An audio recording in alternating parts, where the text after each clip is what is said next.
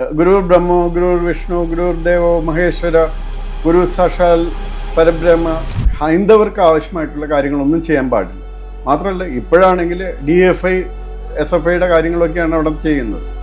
അപ്പോൾ അതെല്ലാം തികച്ചും തെറ്റാണല്ലോ. കാരണം അവർ അവിശ്വാസിയാണ്. VD സതീശൻ പറഞ്ഞു എന്താണ് ഭൂമി ഉരുണ്ടതാണെന്നും അത് സൂര്യനെ ചുറ്റും. ഇയാൾ ഏത് ഖുറാനോ വായിച്ചിരിക്കുന്നത്? ശബരിമലയുടെ കാര്യത്തിൽ സുപ്രീം കോടതിയൊക്കെ ഒബ്സർവ് ചെയ്യുന്നത് പോലെ ഇവരെല്ലാം പുറത്തു പോയിക്കോട്ടെ. അവരുടെ എംഗൽസിനെയും അവരുടെ ചെഗുവേരയൊക്കെ കൊണ്ടു നടന്നോട്ടെ. ക്ഷേത്രത്തിൻ്റെ ഉള്ളിൽ കയറരുത്. അപ്പോൾ ആ ക്ഷേത്രം ഹിന്ദു വിശ്വാസികൾക്ക് വിട്ടുകൊടുക്കണം. അപ്പോൾ ജാതി സംഘടനകളാണ്, അതിൻ്റെ നേതാക്കന്മാരാണ് പലപ്പോഴും ഈ ജാതി നിലനിർത്തുന്നതിന് ഏറ്റവും അധികം പ്രവർത്തിക്കുന്ന ആൾക്കാർ. കാരണം അവരുടെ വ്യക്തിപരമായ താല്പര്യങ്ങൾ നിലനിർത്തുന്നതിന് അത് ആവശ്യമായതുകൊണ്ട് അവരത് നിലനിർത്താനായിട്ട് ശ്രമിക്കുന്നു. അപ്പോൾ ശ്രീനാരായണ ഗുരുവിനെ ദൈവമായിട്ട് കരുതുന്ന കുറേയധികം ശ്രീനാരായണീയരുണ്ട്. പക്ഷേ ശ്രീനാരായണ ഗുരുവിനെ ദൈവമായിട്ട് കരുതുന്ന അത്തരം ആൾക്കാർ തന്നെ മറ്റ് ക്ഷേത്രങ്ങളിൽ ധാരാളം പോകുന്നുണ്ട്. ശിവന്റെ ക്ഷേത്രങ്ങളിലും വിഷ്ണുവിൻ്റെ ക്ഷേത്രങ്ങളിലും ദേവിമാരുടെ ക്ഷേത്രങ്ങളിലും ഒക്കെ ധാരാളമായിട്ട് പോകുന്നത്. അത് തികച്ചും തെറ്റായിട്ടൊരു കാര്യമാണ് BJPക്കാർ ചെയ്തത്.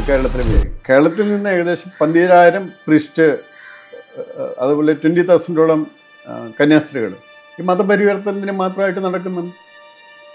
അപ്പോൾ ഇത് കേരള BJP അധ്യക്ഷൻ മനസ്സിലാക്കും. കേരള BJP ചെയ്ത വലിയൊരു തെറ്റാണ് അന്ന് ഛത്തീസ്ഗഡിൻ്റെ കാര്യത്തിൽ ഇടപെട്ടത്. അവർ വിചാരിച്ചിരിക്കുന്നത് അങ്ങനെയൊക്കെ ഇടപെട്ടാൽ കേരളത്തിലുള്ള ക്രിസ്ത്യാനികൾ മുഴുവൻ അവർക്ക് വോട്ട് ചെയ്യുന്നതാണ്. ഒരാളും പ്രത്യേകിച്ച് വോട്ട് ചെയ്യില്ല.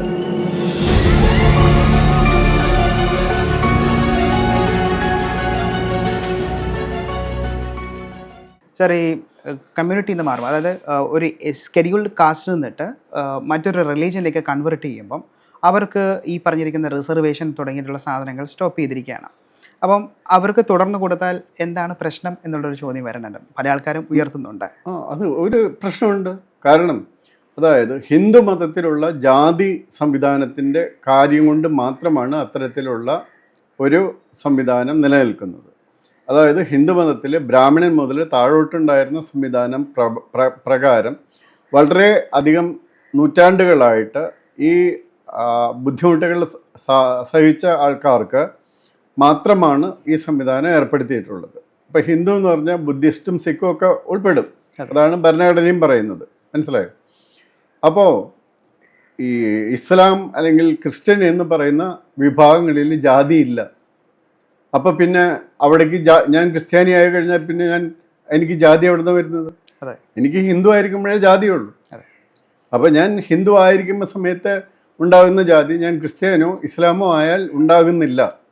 അപ്പോൾ അവിടെ എനിക്ക് പിന്നീട് ഹിന്ദുവിൽ കിട്ടുന്ന ജാതിപരമായിട്ട് കിട്ടുന്ന അവകാശം കിട്ടാനായിട്ട് അർഹതയില്ല. അത് വളരെ സിമ്പിളാണ്. സാർ, ഈ ജാതിപരമായിരിക്കുന്ന ഒരു സംവിധാനം ബേസ് ചെയ്തിട്ടാണ് കൊടുക്കുന്നത്, അത് ഹ്യൂമൻ ക്യാപിറ്റൽ ഫോർമേഷൻ എന്ന നിലയിലാണോ നമ്മൾ? അത് തികച്ചും ജാതിപരമായിട്ട് ഉള്ള സംവിധാനം ഉള്ളതുകൊണ്ട് മാത്രം കൊടുക്കുന്നതാണ്. അതായത് ആ ജാതിപരമായിട്ടുണ്ടായിരുന്ന അവശത ആദ്യം അത് 10 വർഷത്തേക്കായിരുന്നു. അത് പിന്നെ നീട്ടി കൊണ്ടുപോകുന്നു എന്നുള്ളതാണ്. ഭരണഘടന നിലവിൽ വരുന്ന സമയത്ത് 10 വർഷത്തേക്കായിരുന്നു അത് കൊടുത്തിരുന്നത്. പക്ഷേ പിന്നീട് ഈ സമയം കൊണ്ട് അത് എല്ലാവരെയും ഉയർത്തിക്കൊണ്ടുവരാൻ സാധിക്കാത്തതുകൊണ്ട് അത് നീട്ടിക്കൊണ്ടുപോകുന്നു. പിന്നെ അത് ഒരു പൊളിറ്റിക്കൽ ആയുധമായിട്ട് ഉപയോഗിക്കുന്നതുകൊണ്ടും അത് നീട്ടിക്കൊണ്ടുപോകുന്നു. വാസ്തവത്തിൽ അതിൽ വേണ്ടിയിരുന്നത് എന്താണെന്ന് വെച്ചാൽ ഈ നമ്മൾ ഷെഡ്യൂൾ കാസ്റ്റിൻ്റെ വിഭാഗത്തിൻ്റെ ഇടയിലും ഷെഡ്യൂൾ ട്രൈബിൻ്റെ വിഭാഗത്തിൻ്റെ ഇടയിലും നമ്മൾ ക്രീമി ലെയർ എന്ന കാര്യം കൃത്യമായിട്ട് നടപ്പാക്കണം. അതുപോലെ ഷെഡ്യൂൾ ട്രൈബിൻ്റെ വിഭാഗത്തിൻ്റെ ഇടയിൽ നമ്മൾ കൃത്യമായിട്ട് നടപ്പാക്കേണ്ടത് അത് ട്രൈബൽ ഏരിയ വിട്ട് പോകുന്ന ആൾക്കാർ. ഇപ്പോൾ ഒരാൾ ന്യൂയോർക്കിൽ പോകുകയാണ് ജോലിയായിട്ട്, അയാൾ ട്രൈബലായിട്ട് തുടരുകയാണ്. അയാളുടെ മകൻ പഠിക്കുന്നത് ന്യൂയോർക്കിലാണ്. പക്ഷേ അയാളുടെ മകൻ കോമ്പീറ്റ് ചെയ്യുന്നത് ഇവിടെ അട്ടപ്പാടിയിൽ പഠിക്കുന്ന ഒരു സംവിധാനമില്ലാത്ത സ്കൂളിലെ കുട്ടികളുമായിട്ടാണ് കോമ്പീറ്റ് ചെയ്യുന്നത്. അപ്പോൾ അയാളുമായിട്ട് കോമ്പീറ്റ് ചെയ്യാൻ പറ്റില്ല. അപ്പോൾ അതിനൊരു വലിയ കേസ് നിലനിൽപ്പുണ്ട്. മേലുകാവ് എന്ന് പറയുന്ന സ്ഥലത്ത് വാസ്തവത്തിൽ ഒരു വിഭാഗം മലയരയ വിഭാഗത്തിൽപ്പെട്ട ആൾക്കാർ 1881 മുമ്പ് മതം മാറിയിട്ട് അവർ ക്രിസ്ത്യാനിയായിരുന്നു. അപ്പോൾ 1950 നമ്മുടെ ഭരണഘടന നിലവിൽ വരുന്നതിന് മുമ്പ് തന്നെ ഒരു 1936 എന്നുള്ള ഡിക്ലറേഷനൊക്കെ ഉണ്ട് അവർ ക്രിസ്ത്യാനികളാണെന്നുള്ളത്. പക്ഷേ ഈ കേരളത്തിലെ എല്ലാ ST റിസർവേഷനും ഏകദേശം മുഴുവനായിട്ട് അവരാണ് കൊണ്ടുപോകുന്നത്.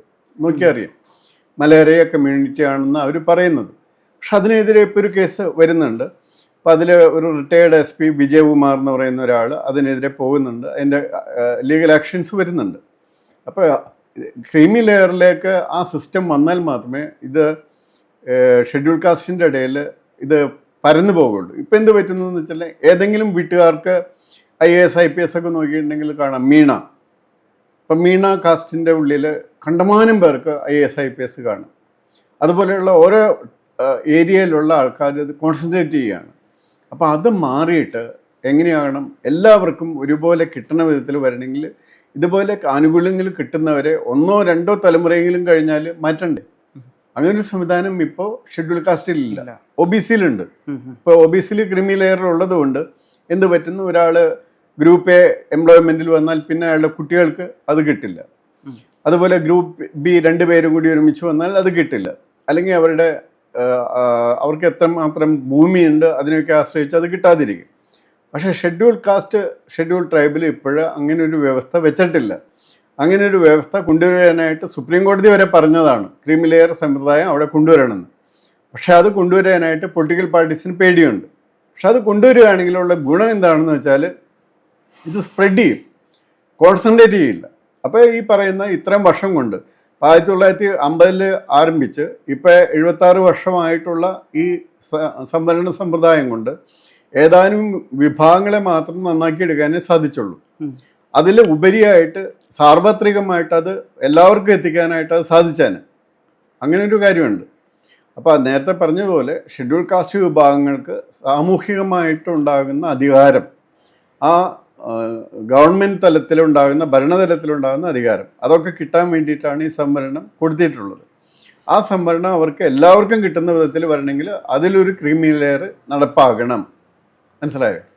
അപ്പോൾ ആ ക്രീമി ലെയർ അവിടെ ഇല്ലാത്തത് കൊണ്ടാണ് അവിടെ ഇപ്പോഴും എന്താണ് പറയുന്നത് സംവരണം നടപ്പാക്കേണ്ടി വരുന്നത്. അതല്ലെങ്കിൽ പല സമൂഹങ്ങളിലും ദീർഘമായിട്ട് അവർക്ക് അത് കിട്ടിപ്പോയാന്. സാർ, ഈ ഷെഡ്യൂൾ ട്രൈബിൻ്റെ ഇടയ്ക്ക് അങ്ങനത്തെ ഒരു പ്രശ്നമില്ലെന്ന് തോന്നുന്നു, മതം മാറിക്കഴിഞ്ഞാലും ഇപ്പം നിലവിൽ. അതായത് 1950 ശേഷം മതം മാറിയ അതുണ്ട്. ഭരണഘടന വന്നതിന് ശേഷം മതം മാറുന്ന ഷെഡ്യൂൾ ട്രൈബിനെ ഇപ്പോഴേ കൊടുക്കുന്നുണ്ട്. പക്ഷെ അത് വാസ്തവത്തിൽ വേണ്ടത് ഷെഡ്യൂൾ ട്രൈബിനും ഈ പറയുന്ന ഒരു ക്രീമി ലെയർ സിസ്റ്റം കൊണ്ടുവരേണ്ടത് ആവശ്യമാണ്. അതല്ലെങ്കിൽ ഇപ്പം അവരുടെ കുട്ടികൾ കുറേ അധികം പേര് നന്നായിട്ട് വരുന്നവർ എങ്ങനെ പഠിക്കുന്നു, അവരെ വളരെ ഹയർ ആയിട്ടുള്ള സ്കൂളുകളിലും അങ്ങനെയുള്ള സ്ഥലത്തിലും പഠിക്കുന്ന അവർ കോമ്പീറ്റ് ചെയ്യുന്നത് തീരെ അവശരായി കിടക്കുന്ന ആൾക്കാരുമായിട്ടാണ്. അപ്പോൾ ആ അവശരായി കിടക്കുന്ന ആൾക്കാർക്ക് ഒരിക്കലും ഇവരുമായിട്ട് കോമ്പീറ്റ് ചെയ്യാൻ പറ്റില്ല. അപ്പോഴും അവിടെ ഒരു കോൺസെൻട്രേഷൻ വരും. അപ്പോൾ അവർക്ക് കിട്ടുന്ന അതും ഇങ്ങനെയുള്ള ഏതാനും ഞാൻ നേരത്തെ പറഞ്ഞതുപോലെ മേലുകാവിൽ നിന്നുള്ള ഒരു വിഭാഗക്കാർക്ക് മാത്രം ഒരുമിച്ച് കിട്ടിയിരിക്കുന്നത് പോലെ നിങ്ങൾ നോക്കിയാൽ അത് സ്റ്റാറ്റിസ്റ്റിക്കലായിട്ട് പ്രൂവ് ചെയ്യാൻ പറ്റും. അങ്ങനെ പോയി എത്തപ്പെടും. അപ്പോൾ അത് എത്തപ്പെടാതിരിക്കുകയും ഇത് എല്ലാവർക്കും കിട്ടുന്ന വിധത്തിലാവുകയും ചെയ്യേണ്ടത് അത്യാവശ്യമാണ്. സാർ, ഈ ഹിന്ദു മതത്തിൽ അല്ലെങ്കിൽ ഹൈന്ദവ സമൂഹത്തിൽ ഈ ജാതി വ്യവസ്ഥ കേരളത്തിൽ ഇല്ല എന്ന് പൊതുവെ പറയുന്നതിൻ്റെ ഇടയ്ക്കാണ് നമ്മൾ ഈ ഇടയ്ക്ക് നിധിനുമായിട്ട് ബന്ധപ്പെട്ടിരിക്കുന്ന നിധിൻ്റെ ഈ മരണവുമായി ബന്ധപ്പെട്ടിരിക്കുന്ന ഒരു ഇഷ്യൂ വന്നിരിക്കുന്നത്. സാറിൻ്റെ ഒരു ഒബ്സർവേഷൻ അനുസരിച്ചിട്ട് ഹിന്ദു മതത്തിൽ ജാതി ഡിസ്ക്രിമിനേഷൻ ഇല്ല കേരളത്തിലെന്ന് പൂർണ്ണമായിട്ടും പറയാൻ സാധിക്കുമോ? ഒരിക്കലും പറയാൻ പറ്റില്ല. ജാതി വ്യവസ്ഥയുണ്ട്. അത് ഇവിടെ കേരളത്തിൽ മാത്രമല്ല ഇന്ത്യയിലും പൂർണ്ണമായിട്ടും ഉണ്ട്. അതിനെ ഇല്ലാതാക്കാനാണ് ഈ പറയുന്ന RSSും അതുപോലുള്ള സംഘടനകളൊക്കെ ശ്രമിച്ചുകൊണ്ടിരിക്കുന്നത്. സർ, ജാതി വ്യവസ്ഥയാണോ ഇല്ലാതാക്കേണ്ടത് അതോ ജാതി ഡിസ്ക്രിമിനേഷൻ ആണോ നമുക്ക് ഇല്ലാതാക്കേണ്ടത്? ജാതി വ്യവസ്ഥ തന്നെ ഇല്ലാതാക്കണം. അതായത് ഈ ഹിന്ദു മതത്തിലുള്ള ബ്രാഹ്മിൺസ്, ക്ഷത്രിയാസ്, അതുപോലെ വരുന്ന ഡിഫറെൻറ്റ് ജാതികളായിട്ട് വരുന്ന പഴയ കാലങ്ങളിൽ കുറേ നൂറ്റാണ്ടുകളായിട്ട് കൺസിഡർ ചെയ്യുന്ന ആ സിസ്റ്റം, അതായത് ഒരാളുടെ ജനനം കൊണ്ടല്ല അയാളുടെ ജാതി നിശ്ചയിക്കപ്പെടുന്നത്, ഒരാളുടെ കർമ്മം കൊണ്ടാണ് അയാളുടെ ജാതി നിശ്ചയിക്കപ്പെടുന്നത് എന്നാണ് നമ്മളെ ഭഗവത്ഗീത അടക്കം പറയുന്നത്. സാർ, അത് വർണ്ണത്തെ പറ്റിയിട്ടല്ലേ പറയുന്നത്? അല്ല, വർണ്ണത്തെ പറ്റിയിട്ട് വർണ്ണത്തെ പറ്റി മാത്രമേ ഉള്ളൂ, അല്ലാതെ ജാതിയെ പറ്റിയില്ല. അവരുടെ കർമ്മം അനുസരിച്ചാണ് നിശ്ചയിക്കപ്പെടുന്നത് എന്നാണ്, അല്ലാതെ ജനനം കൊണ്ടല്ല. അപ്പോൾ ഒരാൾ ഇപ്പോൾ ഒരു ഡോക്ടറായിട്ട് ജോലി ചെയ്യുകയാണെങ്കിൽ അവരുടെ എല്ലാവരും ഡോക്ടർ ജാതി എന്ന് പറയും? ഇല്ല, കാരണം ആർക്കും വേണമെങ്കിലും ഡോക്ടറാകാം. പക്ഷേ നമ്മുടെ സമൂഹത്തിൽ ജാതി എന്ന് പറയുന്നത് ഇപ്പോഴും നമ്മൾ അംഗീകരിക്കപ്പെട്ടിരിക്കുന്ന ജാതി സംവിധാനത്തിലുള്ളതനുസരിച്ചാണ്. അതുപോലെ ജാതി സംഘടനകളുണ്ട്. അപ്പോൾ ജാതി സംഘടനകളാണ്, അതിൻ്റെ നേതാക്കന്മാരാണ് പലപ്പോഴും ഈ ജാതി നിലനിർത്തുന്നതിന് ഏറ്റവും അധികം പ്രവർത്തിക്കുന്ന ആൾക്കാർ. കാരണം അവരുടെ വ്യക്തിപരമായ താല്പര്യങ്ങൾ നിലനിർത്തുന്നതിന് അത് ആവശ്യമായതുകൊണ്ട് അവരത് നിലനിർത്താനായിട്ട് ശ്രമിക്കുന്നു. അതില്ലാതെ പോവുകയാണെങ്കിൽ ഇപ്പോൾ അവർ തമ്മിലുള്ള വിവാഹങ്ങളൊക്കെ വളരെയധികം കൂടുതൽ വരണം. അങ്ങനെയുള്ള കാര്യങ്ങളിലുള്ള ബന്ധപ്പെടലുകൾ കൂടുതൽ വരികയാണെങ്കിൽ ആ ജാതി ഇല്ലാതായി പോകും. ഇപ്പോൾ ഇത് ഹിന്ദുക്കളുടെ ഇടയിൽ മാത്രമല്ല, ഇപ്പോൾ ഇസ്ലാമിൻ്റെ ഇടയിൽ നൂറുകണക്കിന് ജാതികളുണ്ട്. അപ്പോൾ അവിടെ തങ്ങളുടെ ഒരു വീട്ടിലേക്ക് ഓസാൻ്റെ വീട്ടിൽ നിന്ന് വിവാഹം കഴിക്കും, പക്ഷെ അവർ പുറത്തു പറയില്ല. ആ കാര്യത്തിലെല്ലാം മേഘമാണ്, മനസ്സിലായോ? പക്ഷെ ഒരു മാരേജ് അങ്ങനെ കഴിക്കില്ല, ആലോചിച്ച് കഴിക്കുന്ന പ്രശ്നം ഉദിക്കുന്നില്ല. ഇപ്പം എൻ്റെ കയ്യിലൊക്കെ ലിസ്റ്റ് ഉണ്ടായിരുന്നു, ഇപ്പോഴും കാണും ലിസ്റ്റ്. ഈ കേരളത്തിലുള്ള ഇസ്ലാമിലുള്ള ജാതികളെ പറ്റിയുള്ള 150, 200, 500 മറ്റോ ജാതികളെ പറ്റിയുള്ള ലിസ്റ്റ് ഉണ്ടായിരുന്നു. അപ്പോൾ അവിടെയൊക്കെ ജാതികളുണ്ട്. കാരണം അവിടെയും ആ മൂവ്മെൻറ്റ്, അതായത് വിവാഹം പോലുള്ള മൂവ്മെൻറ്റ് അതിൻ്റെ ഉള്ളിൽ തന്നെയായിട്ടാണ് ലിമിറ്റ് ചെയ്തിരിക്കുന്നത്.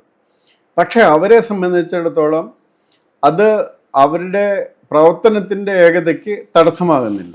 പക്ഷേ ഹിന്ദുക്കളെ സംബന്ധിച്ചിടത്തോളം ഇത് പ്രവർത്തനത്തിൻ്റെ ഏകതയ്ക്ക് തടസ്സമാകുന്നുണ്ട് എന്നുള്ളതാണ് യാഥാർത്ഥ്യം. സാർ, ഈ ജാതി വ്യവസ്ഥയുടെ കാര്യം പറഞ്ഞപ്പം ഇപ്പം കേരളത്തിൽ വളരെ അറിയപ്പെടുന്ന അല്ലെങ്കിൽ വളരെ എക്സ്പാൻഡ് ആയിരിക്കുന്ന കമ്മ്യൂണിറ്റിയാണ് ഈഴവ എന്ന് പറയുന്ന കമ്മ്യൂണിറ്റി. പക്ഷെ വളരെ അടുത്ത് തന്നെ തീയ സമുദായം അതിനകത്ത് വെച്ചാൽ ഞങ്ങൾ ഈഴവരല്ല, ഞങ്ങൾക്ക് സെപ്പറേറ്റ് ആയിട്ടുള്ളൊരു പൊസിഷൻ വരണം. കാരണം സാംസ്കാരികപരമായി, സാമൂഹികപരമായി, കൾച്ചറലായിട്ടൊക്കെ തന്നെ ഞങ്ങൾക്ക് ഈഴവരുമായി യാതൊരു ബന്ധവുമില്ല. ഏകദൈവമായിരിക്കുന്ന നാരായണ ഗുരുവിനെ ഞങ്ങൾക്ക് പൂജിക്കാൻ താല്പര്യമില്ല, ഞങ്ങൾക്ക് കഴകങ്ങളുണ്ട്, ഞങ്ങൾക്ക് ഞങ്ങളുടെ പാരമ്പര്യപരമായിരിക്കുന്ന സംസ്കൃതികളൊക്കെ ഉണ്ടെന്ന് പറഞ്ഞിട്ട് അവർ പറയുന്നുണ്ട്.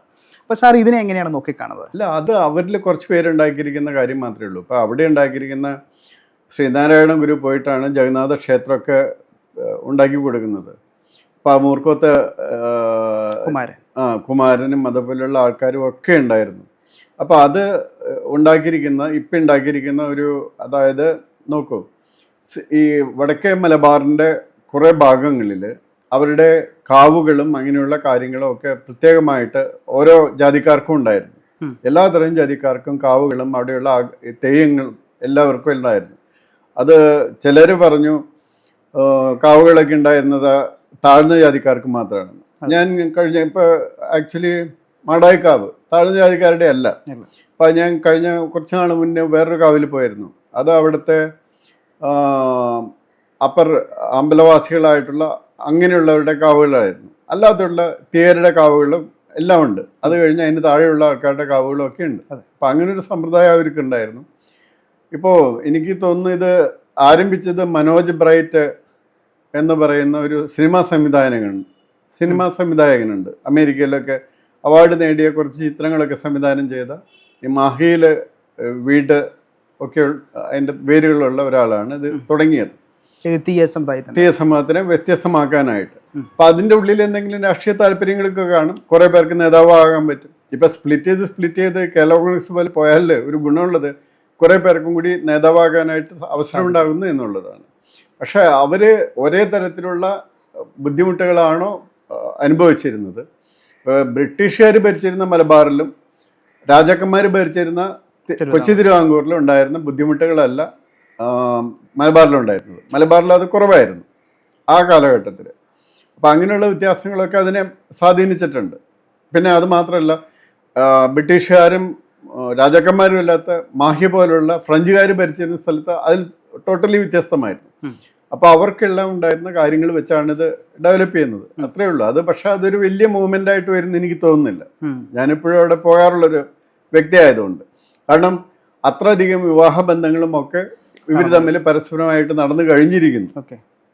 പക്ഷെ എനിക്ക് തോന്നുന്നത് ഈ നാരായണ ഗുരുവിനെ ദൈവമായി അംഗീകരിക്കാൻ പറ്റാത്ത ബുദ്ധിമുട്ട് കൊണ്ടിട്ടായിരിക്കാം വിചാരിക്കുന്നു. നാരായണ ഗുരുവിനെ ദൈവമായിട്ട് അംഗീകരിക്കുന്ന ആരും അങ്ങനെ പറയുന്നില്ല. അങ്ങനെ അദ്വൈതം അനുസരിച്ച് നിങ്ങൾക്ക് ആരെ വേണമെങ്കിലും ദൈവമായിട്ട് കരുതാം, മനസ്സിലായോ? അപ്പൊ ശ്രീനാരായണ ഗുരുവിനെ ദൈവമായിട്ട് കരുതുന്ന കുറേയധികം ശ്രീനാരായണീയരുണ്ട്. പക്ഷേ ശ്രീനാരായണ ഗുരുവിനെ ദൈവമായിട്ട് കരുതുന്ന അത്തരം ആൾക്കാർ തന്നെ മറ്റ് ക്ഷേത്രങ്ങളിൽ ധാരാളം പോകുന്നുണ്ട്. ശിവന്റെ ക്ഷേത്രങ്ങളിലും വിഷ്ണുവിൻ്റെ ക്ഷേത്രങ്ങളിലും ദേവിമാരുടെ ക്ഷേത്രങ്ങളിലും ഒക്കെ ധാരാളമായിട്ട് പോകുന്നുണ്ട്. അപ്പം അതിലേതാണ് അവരുടേത് ഏകദൈവം എന്ന് പറയുന്നത്? അങ്ങനെയല്ല. അപ്പോൾ ശ്രീനാരായണ ഗുരു ദൈവമാണ് എന്ന് വിശ്വസിക്കുന്ന കുറേ പേരുണ്ട്, അത് മതി എന്ന് വിശ്വസിക്കുന്ന കുറേ പേരുണ്ട്. പക്ഷെ ബഹുഭൂരിപക്ഷം പേരും നമ്മൾ വാസ്തവത്തിൽ ബഹുദൈവ ആരാധകരാണ്.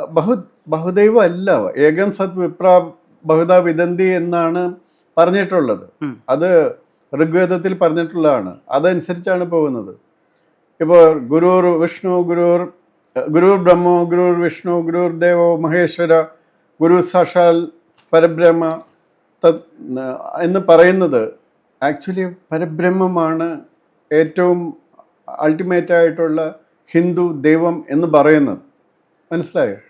അപ്പം അതുകൊണ്ട് ഉള്ളതെല്ലാം നിങ്ങളുടെ ഓരോ സോഴ്സസിന്, അല്ലെങ്കിൽ ഇപ്പം എനർജി സോഴ്സസിനെ നമ്മൾ വേണമെങ്കിൽ പറയാം, അതിനെയാണ്. ഇപ്പം നിങ്ങൾ ആ ലൈറ്റിൻ്റെ സ്വിച്ച് ഓഫ് ചെയ്യണേ, ആ ലൈറ്റാണ് ഓഫ് ചെയ്യണ്ടെങ്കിൽ നിങ്ങൾ ഈ ഫാനിൻ്റെ സ്വിച്ചാണോ ഓഫ് ചെയ്യുക? അല്ല, നിങ്ങൾ ആ ലൈറ്റിൻ്റെ സ്വിച്ച് ഓഫ് ചെയ്യും. അപ്പോൾ ആ സ്വിച്ച് ഓൺ ചെയ്യണമെങ്കിൽ ഏതിൻ്റെ സ്വിച്ച് ഓൺ ചെയ്യുക? ലൈറ്റിൻ്റെ സ്വിച്ചാണോ ഓൺ ചെയ്യുക, ഫാനിൻ്റെ സ്വിച്ചല്ല. കറണ്ട് കൊണ്ടാണ് രണ്ടും പ്രവർത്തിക്കുന്നത്. അപ്പം നിങ്ങളുടെ മനസ്സിൻ്റെ സൗകര്യം അനുസരിച്ച് ആരാധിക്കാനുള്ള, നിങ്ങൾക്ക് താതാത്മ്യം പ്രാപിക്കാനുള്ള ആ ഒരു ശക്തി, അത് വിവിധ രൂപത്തിൽ നിങ്ങൾ കൊണ്ടു നടക്കുന്നു എന്ന് മാത്രമേ ഉള്ളൂ. അൾട്ടിമേറ്റ്ലി അത് അറിയുന്നത് തന്നെ എന്താണ്, ഇതൊന്ന് തന്നെയാണ് എന്നുള്ള അറിവോട് കൂടി തന്നെയാണ് അത് ചെയ്യുന്നത്. നമ്മൾ ശിവനെ ആരാധിക്കുന്നതും വിഷ്ണുവിനെ ആരാധിക്കുന്നതും എല്ലാം നമ്മൾ ചെയ്യുന്നത് ഇതെല്ലാം ഒന്ന് തന്നെയാണ്. അത് ഒന്ന് തന്നെയാണെന്ന് ഇപ്പോൾ ഭഗവത്ഗീതയിലും പറയുന്നുണ്ട്. നിങ്ങളൊക്കെ എവിടെ പൂജിച്ചാലും എന്തൊക്കെ ചെയ്താലും നിങ്ങൾ അതെല്ലാം എന്നിലേക്ക് തന്നെയാണ് എത്തുന്നത് എന്ന് പറയുന്നുണ്ട്. അപ്പം അതുപോലെ അത്രയേ ഉള്ളൂ. അപ്പം ആ അറിവിൻ്റെ കുറവുണ്ടാകുന്ന സമയത്ത് ഹിന്ദുക്കളിൽ ഇതുപോലെയുള്ള ബഹുദൈവ വിശ്വാസിയാണ് എന്നൊക്കെയുള്ള ചിന്തകൾ അങ്ങനെ പുലർത്തുന്നുണ്ടാകും. സാർ, ഈ ഹിന്ദുക്കളുടെ ഐക്യം സാറ് പറഞ്ഞല്ലോ. അപ്പോൾ ഹിന്ദുക്കളുടെ ഐക്യത്തിന് ഹൈന്ദവ ക്ഷേത്രങ്ങൾ പൂർണ്ണമായും ഹിന്ദുക്കളുടെ കയ്യിലേക്ക് വന്നു ചേരണമെന്നാണോ സാറിനെ പോലുള്ള ആളുകൾ വിശ്വസിക്കുന്നത്, അല്ലെങ്കിൽ മനസ്സിലാക്കുന്നത്? ഹൈന്ദവ ക്ഷേത്രങ്ങളെല്ലാം വിശ്വാസികളുടെ കയ്യിൽ വന്നു ചേരണം. അതായത് ദേവസ്വം ബോർഡ് പോലുള്ള ഫങ്ഷൻ അവിടെയെല്ലാം. കാരണം എന്ന് വെച്ചാൽ ഇപ്പോൾ ദേവസ്വം ബോർഡിലെ ക്ഷേത്രങ്ങൾ, വലിയ ക്ഷേത്രങ്ങൾ മുഴുവൻ അവരുടെ കയ്യിലാണ്. അപ്പോൾ അവിടെ സനാതനധർമ്മം പഠിപ്പിക്കാൻ പാടില്ല. അവിടെ അതുപോലെ തന്നെ ഹൈന്ദവർക്ക് ആവശ്യമായിട്ടുള്ള കാര്യങ്ങളൊന്നും ചെയ്യാൻ പാടില്ല. മാത്രമല്ല ഇപ്പോഴാണെങ്കിൽ DFI SFIയുടെ കാര്യങ്ങളൊക്കെയാണ് അവിടെ ചെയ്യുന്നത്. അപ്പോൾ അതെല്ലാം തികച്ചും തെറ്റാണല്ലോ. കാരണം അവർ അവിശ്വാസിയാണ്. ഇപ്പോൾ സുപ്രീം കോടതി പറഞ്ഞതുപോലെ ഇപ്പോൾ ശബരിമല കേസിൽ സുപ്രീം കോടതി ഒപ്പീനിയൻസ് പറയുന്നുണ്ട്, ഓപ്പണായിട്ട് പറയുന്നുണ്ട്. അവിശ്വാസിക്ക് വിശ്വാസിയുടെ കാര്യത്തിൽ ഇടപെടേണ്ട ആവശ്യമില്ല. അയാൾ അവിശ്വാസിയാണ്, അതുകൊണ്ട് അങ്ങ് പുറത്തു പോയാൽ മതി. അപ്പോൾ ശബരിമലയുടെ കാര്യത്തിൽ സുപ്രീം കോടതിയൊക്കെ ഒബ്സർവ് ചെയ്യുന്നത് പോലെ ഇവരെല്ലാം പുറത്തു പോയിക്കോട്ടെ. അവർ അവരുടെ എംഗൽസിനെയും അവരുടെ ചെഗുവേരയൊക്കെ കൊണ്ടു നടന്നോട്ടെ, ക്ഷേത്രത്തിൻ്റെ ഉള്ളിൽ കയറരുത്. അപ്പോൾ ആ ക്ഷേത്രം ഹിന്ദു വിശ്വാസികൾക്ക് വിട്ടുകൊടുക്കണം. തീർച്ചയായിട്ടും അവരുടെ കൺട്രോളിൽ വരുന്ന വിധത്തിൽ ഈ ദേവസ്വം ബോർഡിൻ്റെ, ഞാൻ പറയുകയാണെങ്കിൽ ആൾ ഇന്ത്യ നിയമം ഒരെണ്ണം ഉണ്ടാക്കണം. അതിന് നിയമം ഉണ്ടാക്കാനായിട്ട് വകുപ്പുണ്ട്. അതിലൊരു നിയമം സെൻട്രൽ ഗവൺമെൻറ് ഉണ്ടാക്കി കഴിഞ്ഞാൽ ഈ കേരള ഗവൺമെൻറ്റിനൊന്നും പിന്നീട് അതിൽ പിടിച്ചു നിൽക്കാൻ പറ്റില്ല. അപ്പോൾ അങ്ങനെ ഒരു നിയമം ഉണ്ടാക്കിയിട്ട് അതനുസരിച്ച് ചെയ്യണം എന്നാണ് ഞാൻ പറയുന്നത്. അല്ലാതെ അതിനുവേണ്ടി ഇവിടെ ആൾക്കാർ അടികൊള്ളാൻ നടക്കേണ്ട ആവശ്യമൊന്നുമില്ല. നോക്കൂ, നമ്മുടെ ഭരണഘടനയിലെ ഷെഡ്യൂൾ 7 ലിസ്റ്റ് നമ്പർ 3, അതായത് കൺഗ്രൻ ലിസ്റ്റിൽ ഐറ്റം നമ്പർ 28 അനുസരിച്ച് കേന്ദ്ര ഗവൺമെൻറ് ഒരു നിയമം കൊണ്ടുവന്നാൽ മതി. ഒരു ക്ഷേത്രങ്ങളിൽ ഇപ്പോഴുള്ള HRNC Hindu religious and charitable ഇൻസ്റ്റിറ്റ്യൂഷൻസിൻ്റെ കാര്യത്തിൽ അത് എങ്ങനെയായിരിക്കണമെന്ന് കേന്ദ്ര ഗവൺമെൻറ് ഒരു നിയമം ഉണ്ടാക്കുക. ആ ഒരു നിയമം കൊണ്ടുവന്നാൽ അതോടുകൂടി ഇവരുടെ എല്ലാ പിടിയും വിട്ടുപോകും. അതാണ് കേന്ദ്ര ഗവൺമെൻറ് ചെയ്യേണ്ടത്. അത് ചെയ്യുന്നില്ലല്ലോ. അത് ചെയ്യേണ്ടതാണ്.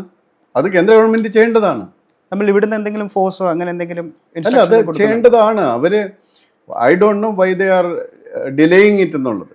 പക്ഷെ അവർ കേന്ദ്ര ഗവൺമെൻറ് നിയമം നടപ്പാക്കേണ്ടതാണ്. അങ്ങനെ ഒരു നിയമം കൊണ്ടുവന്നാൽ കേരളത്തിൽ മാത്രമല്ല, ഇതിനേക്കാളും വളരെ തമിഴ്നാട്ടിലൊക്കെ 3 ലക്ഷത്തോളം ക്ഷേത്രങ്ങളുണ്ട് ആകെ. തിരുപ്പതി അല്ല, അപ്പോൾ കേരളത്തിനേക്കാളും വളരെ കൂടുതൽ ക്ഷേത്രങ്ങളുള്ള സംസ്ഥാനമാണ് തമിഴ്നാട്, അതുപോലെ ആന്ധ്ര, അതുപോലെ കർണാടക. ഇവിടെയൊക്കെ അതിൻ്റെ വ്യത്യാസം വരും.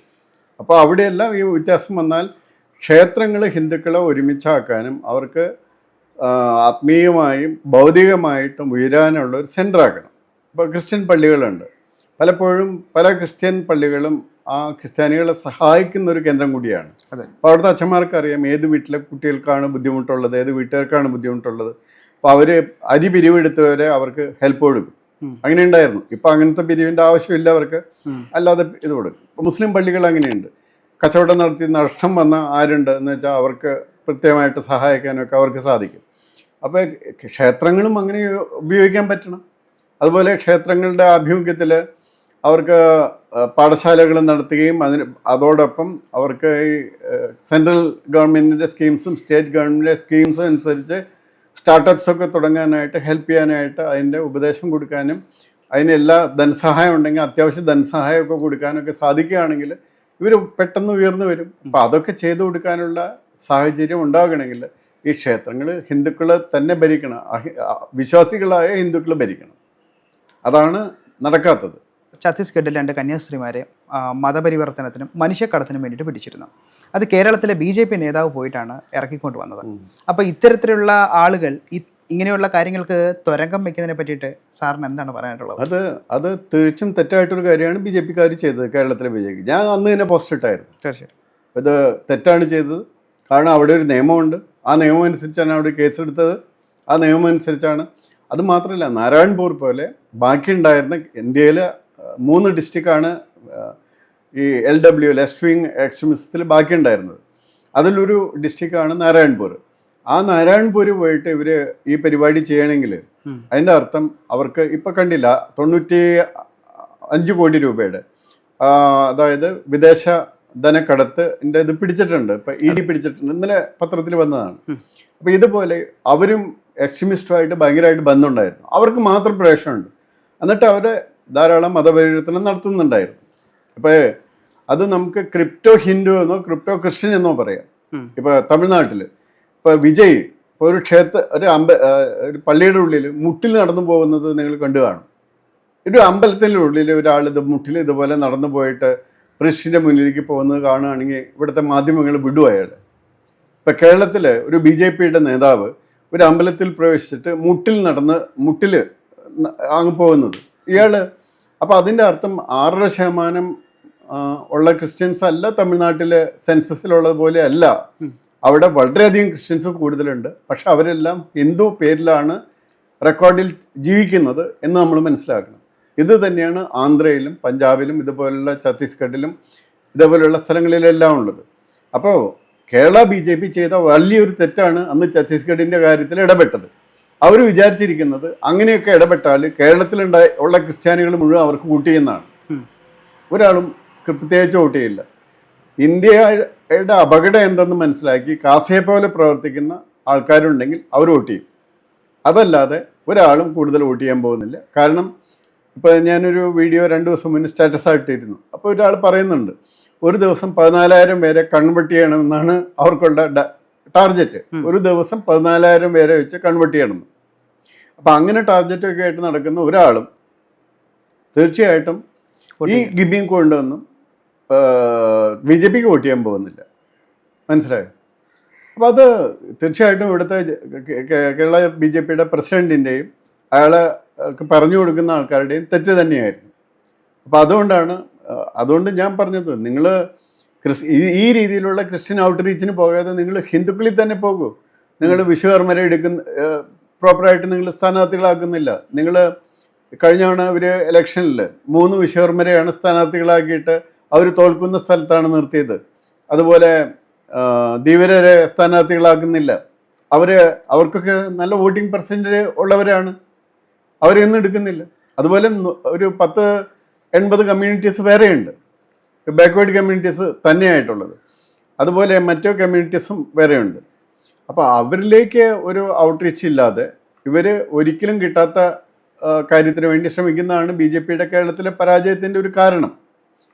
സ്വന്തം ആൾക്കാർ ഇപ്പോഴും 50%-ലേറെയുള്ള ആ ഹിന്ദു കമ്മ്യൂണിറ്റിയിലേക്ക് അവരെ ഔട്ട്റീച്ച് എടുക്കുന്നില്ല എന്നുള്ളതാണ് കേരളത്തിൽ സംഭവിക്കുന്നത്. ഓക്കെ സാർ, ഒരു മുൻ DGP എന്ന നിലയിൽ ചോദിക്കുകയാണ്.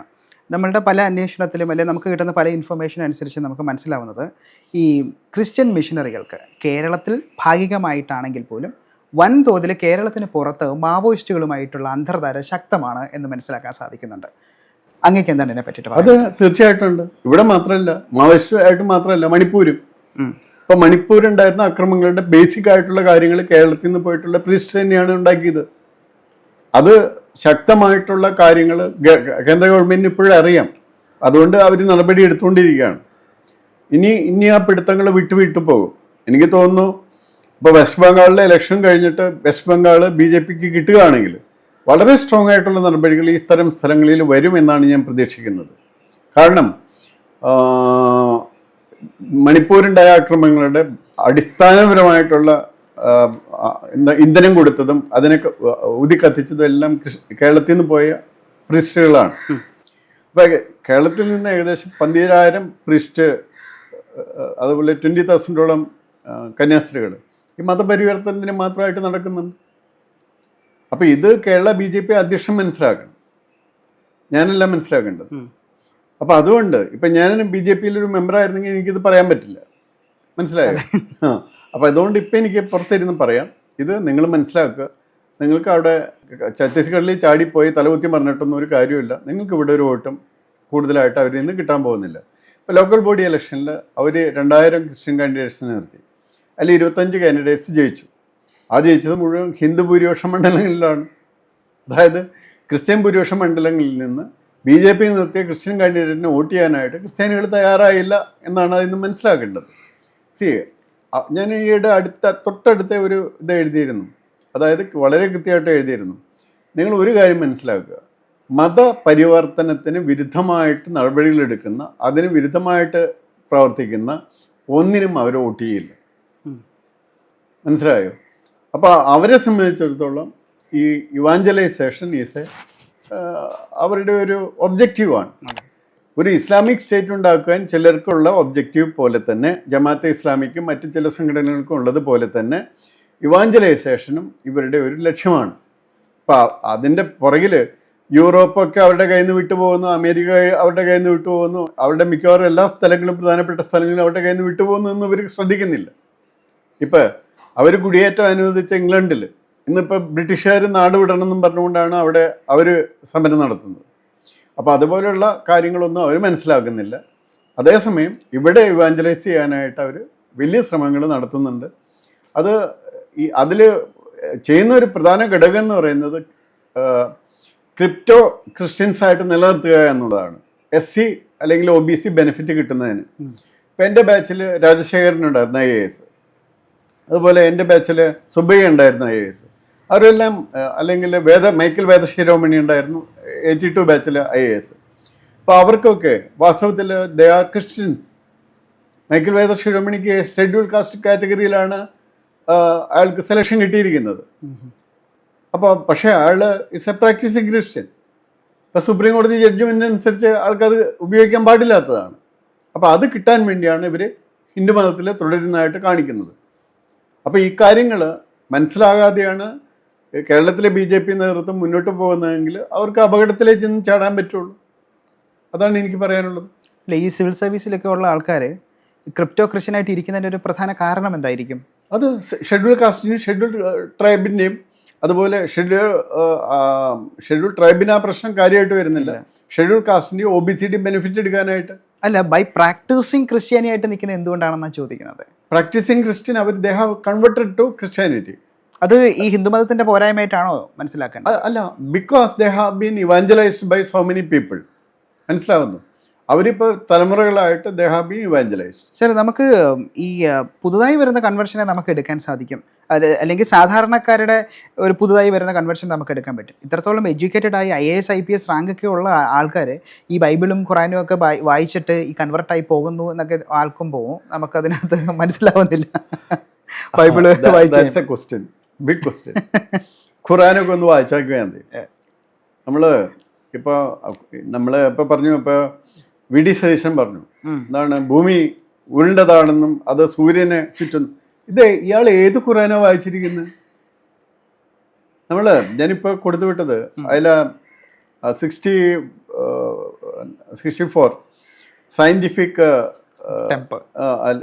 അത് തെറ്റായിട്ടുള്ള കാര്യങ്ങൾ പറയുന്നത്.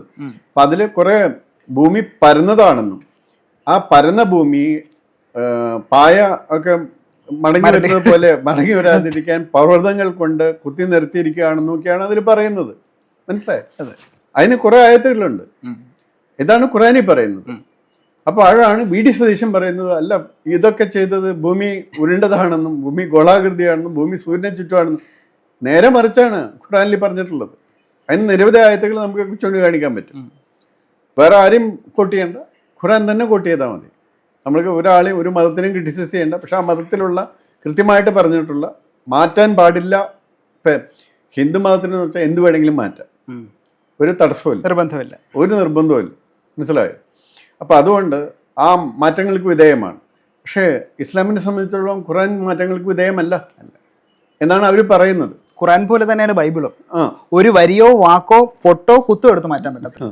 അപ്പം അതുകൊണ്ടാണ് പറയുന്നത്. അപ്പം നമ്മൾ അത് വായിച്ചു കഴിഞ്ഞിട്ട് അതിൽ ഈ പറയുന്ന ആൾക്കാർ പോകുന്നു എന്നുണ്ടെങ്കിൽ പ്രധാനമായിട്ടും അവരുടെ ഒരു സംഭവിച്ചിരിക്കുന്ന പല കാലഘട്ടങ്ങളിൽ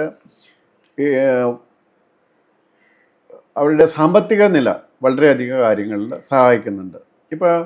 ഇപ്പോഴും ഇവിടെ കിഴക്കൻ മേഖലകളിലൊക്കെ ദിവസവും അരിയും മാസക്കണക്കിനായിട്ട് കൊടുക്കാം, അരിയും ഭക്ഷണം കൊടുക്കാം, അതുപോലെ കുട്ടികളുടെ വിദ്യാഭ്യാസം കൊടുക്കാം എന്നൊക്കെ പറഞ്ഞ് നിരവധി പേരെ സമീപിക്കുന്നുണ്ട്. അങ്ങനെ സമീപിക്കപ്പെടുന്ന നിരവധി പേരുണ്ട്. സർ, ഈ ആദിവാസി നേതാവ് ധന്യരാമൻ ആയിട്ട് ഞാൻ ഇടയ്ക്ക് കോൺടാക്ട് ചെയ്ത സമയത്ത് അവർ പറയുന്നത് ഈ ട്രൈബൽ ഏരിയയിൽ വൻ തോതിലേക്ക് രണ്ട് തരത്തിലുള്ള ആൾക്കാരാണ് പോകുന്നത്. ക്രിസ്ത്യാനികളും രണ്ടാമത് ഈഴവരും. അവിടെ ചെന്നിട്ട് അവരെ മാക്സിമം ആയിട്ട് അവരെ എക്സ്പ്ലോയിറ്റ് ചെയ്തുകൊണ്ടേയിരിക്കുകയാണ്. കാരണം ആദ്യം അവരോട്ട് അസോസിയേറ്റ് ചെയ്യുന്നു, അതിനുശേഷം നമുക്കിവിടെ എല്ലാം നമുക്ക് എല്ലാവർക്കും കൂടെ ചേർന്നുകൊണ്ട് ഇവിടെ കൃഷി നടത്താം, അല്ലെന്നുണ്ടെങ്കിൽ നിങ്ങളുടെ വനവിഭവം ഞങ്ങൾക്ക് തരും, ഞങ്ങൾ പോയി വിറ്റ് കാശാക്കാം, ഇങ്ങനെ പറഞ്ഞ് അവരുമായിട്ട് ചേർന്നതിന് ശേഷം അവരുടെ സ്ഥലങ്ങൾ മൊത്തത്തിൽ കോൺക്രീർ ചെയ്തെടുത്ത് അവരെ ഉൾക്കാട്ടിലേക്ക് അടിച്ചു ഓടിക്കുന്ന രീതിയിലത്തേക്കുള്ളൊരു അവസ്ഥ വരുന്നുണ്ട്. അവരിത് ധന്യരാമൻ്റെ അടുത്തിടയ്ക്ക് പറഞ്ഞു. അതോടൊപ്പം തന്നെ ഡോക്ടർ എൻ പ്രശാന്ത് IAS ആയിട്ടൊരു ഡിസ്കഷൻ നമുക്കുണ്ടായിരുന്നു. അതിനകത്ത് നമ്മൾ പറഞ്ഞത് ഈ ഷെഡ്യൂൾഡ് ട്രൈബ് വിഭാഗത്തിൻ്റെ കിട്ടുന്ന എമൗണ്ടുകൾ മൊത്തം കിട്ടുന്നിരിക്കുന്ന ഏകദേശം ഒരു വർഷം, ഈ വർഷത്തെ ഏകദേശം 568 കോടി രൂപ അങ്ങോട്ട് മാറ്റി വെച്ചു. അതിനകത്തുനിന്ന് ഇതെല്ലാം കുറേ ബിൽഡിംഗ് കൺസ്ട്രക്ഷന് വേണ്ടിയിട്ടാണ് മാറ്റി വെച്ചിരിക്കുന്നത്. അതിനുശേഷം അവർക്ക് കുറച്ച് ആട്, കോഴി, താറാവ് ഇങ്ങനെയുള്ള സാധനങ്ങളൊക്കെ മേടിച്ചു കൊടുക്കും. എവിടെ? കാട്ടിലേക്ക്. ഇത് വന്ന് കുറുക്കനോ പട്ടിയോ എല്ലൊക്കെ തിന്നുകൊണ്ട് പോവുകയും ചെയ്യും. ഇവർക്ക് കിട്ടുന്ന ഔട്ട്കം എന്ന് പറയുന്നത് 0 ആണ്. നോക്കുമ്പം കോടിക്കണക്കിന് രൂപയുടെ ഡെവലപ്മെൻറ്റ് ചെയ്തിട്ടുണ്ട്, പക്ഷേ അവരുടെ ജീവിതത്തിന് യാതൊരു വിധ ഡെവലപ്മെൻറ്റും കാണുന്നില്ല. ആക്ച്വലി അവർക്ക് ഈ കാര്യങ്ങളൊന്നും ചെയ്തു കൊടുക്കാതെ ഇപ്പോൾ കേരളത്തിന് ഏകദേശം 1% ആണ് ട്രൈബലുള്ളത്. എന്ന് വെച്ചാൽ 3.5 ലക്ഷം ആൾക്കാരാണ് ട്രൈബലായിട്ടുള്ളത്. ഈ 3.5 ലക്ഷം ആൾക്കാർക്ക് നമ്മൾ ഈ കഴിഞ്ഞപ്പോൾ ഒരു 30 കൊല്ലം എടുത്തു നോക്കാം. 30 കൊല്ലം ട്രൈബലിന് വേണ്ടി ചെയ്ത ഈ സേവനങ്ങളുടെ കാര്യങ്ങളുടെ എല്ലാം ബാങ്കിൽ ആ പൈസ ഇടായിരുന്നെങ്കിൽ ഓരോ ട്രൈബലും ഇപ്പോൾ കോടീശ്വരനായാലും അവർക്കൊരു കുഴപ്പമില്ലാതെ അതിൻ്റെ പലിശ കൊണ്ട് ജീവിക്കാമായിരുന്നു. അതെ, മനസ്സിലായോ? അപ്പം നേരത്തെ പറഞ്ഞ പോലെ അങ്ങനെ അവർ മാത്രമല്ല കേട്ടോ, പട്ടപ്പാടി മേഖലകളിലൊക്കെ നിങ്ങൾ നോക്കിയാൽ കാണാം. അതായത് അവിടെ ഇപ്പോൾ ഏകദേശം എനിക്ക് തോന്നുന്നു ഒരു 10% സ്ഥലമേ ട്രൈബൽസിനുള്ളൂ. ബാക്കി എല്ലാ സ്ഥലവും അത് മുസ്ലിംസാണ് പ്രധാനമായിട്ട് അവിടെ ചെന്ന് കൂടിയിരിക്കുന്നത്.